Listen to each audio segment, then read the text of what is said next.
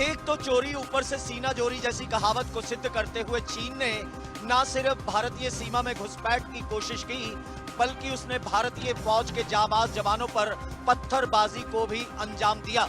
इस घटना के बाद से बर्फ से ढकी गलवान घाटी के बीच तनाव की गर्मी महसूस की जा रही है।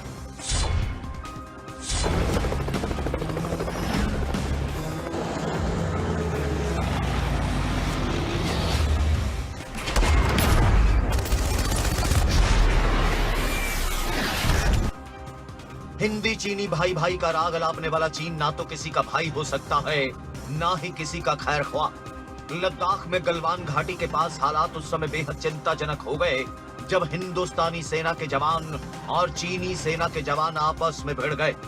चीनी सैनिकों ने भारतीय जवानों पर कील लगे डंडों से हमले के अलावा उन पर पत्थरबाजी कर दी, जिसके चलते ही भारतीय सेना के कई जवान बुरी तरह से घायल हुए और इस झड़प के बीच हमने एक अफसर सहित अपने 2 जवानों को खो दिया।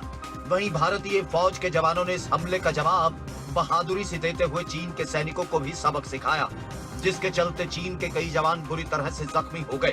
लेकिन इस बात को लेकर सेना की ओर से अभी कोई आधिकारिक बयान नहीं दिया गया। लेकिन इसके पूरी तरह उलट चीन ने भारतीय सेना पर आरोप लगाते हुए इस बात को कहा कि भारतीय जवान चीन की सीमा में घुसपैठ कर रहे थे, जिसके चलते ये झड़प हुई। फायरिंग नहीं हुआ है, गोली नहीं चली है, लेकिन फिर भी मौत हुई है। इसका एक ही कारण हो सकता है कि इसका मतलब है कि चाइनीज ट्रूप्स ने राइफल का बट का इस्तेमाल किया है या कोई हैवी मेटल, भारी मेटल का जो कोई औजार है उसको इस्तेमाल किया है माथा पे मारने के लिए, और इसी जिसके फलस्वरूप हमारे कमांडिंग ऑफिसर कर्नल साहब की और 2 जवानों की मौत हुई है। मेरी सोच ये है कि ये चीन की बहुत ही प्री प्लानिंग थी, पहले से ये प्लान बनाया हुआ था। वहीं चालबाज चीन अब भारत से एक तरफा एक्शन न लेने की अपील करने में लगा है।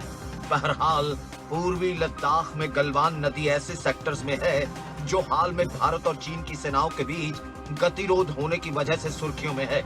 हाल ही की मीडिया रिपोर्ट्स के मुताबिक भी दोनों सेनाएं हालांकि लाइन ऑफ एक्चुअल कंट्रोल पर अपने अपने क्षेत्र में हैं, लेकिन अभी भी हालात पूरी तरह सामान्य नहीं कहे जा सकते। तनाव यहाँ पर बना हुआ है। उल्टा चोर कोतवाल को डांटे जैसी कहावत को सिद्ध करता हुआ चीन अब भारतीय फौज पर ही उसके इलाके में घुसपैठ करने का आरोप मढ़ रहा है। वहीं एक तरफा एक्शन न लिए जाने की अपील वह भारत सरकार से करने में जुटा है। अब आगे इससे लेकर सरकार या फौज क्या रुख अपनाती है, यह तो आने वाले वक्त में ही पता चलेगा।